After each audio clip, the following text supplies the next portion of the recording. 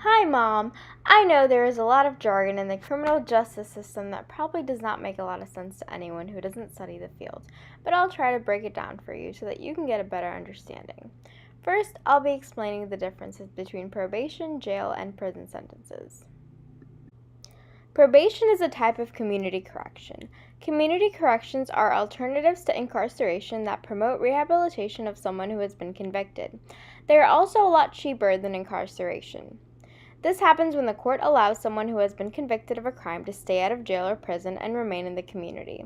They can only stay out of prison if they follow the conditions set forth by the courts. This is usually an option if it's a first-time offense or if the crime does not meet the requirements for harsher sentences. If they follow these conditions and stay out of trouble, they gain many benefits. They stay out of jail and they are able to take advantage of treatment or counseling options that could help them rehabilitate, which in turn may keep them from committing any crimes in the future. Next, let's talk about jails. There are around 3,283 jails in the U.S. that are administered locally and holds an average of 721,000 people.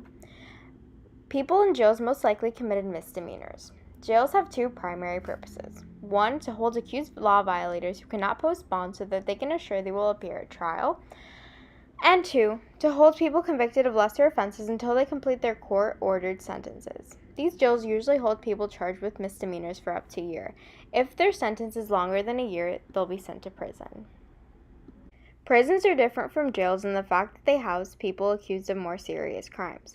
They usually house felons who have sentences of a year or more. There are multiple security levels in prison.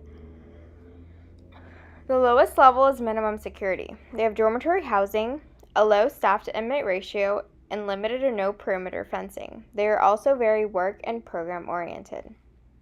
The next is low security. These have double fence perimeters, mostly dorm and cubicle housing, and have strong work and program components.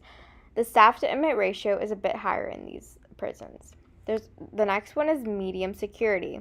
They have strengthened perimeters, cell type housing, and a higher ratio of staff to inmate. They also have more internal controls to control the inmates a bit more. The final one is high security. They have highly secured perimeters, have multiple or single occupant housing, a higher ratio of staff to inmate, and close control of inmate movement. There's also another level called Supermax, which in these prisons, they house the most dangerous inmates who have committed the most serious crimes, and for security purposes, they allow inmates very few amenities and they isolate them inside for most of the day. There would be many differences if I worked in institutional corrections versus community corrections.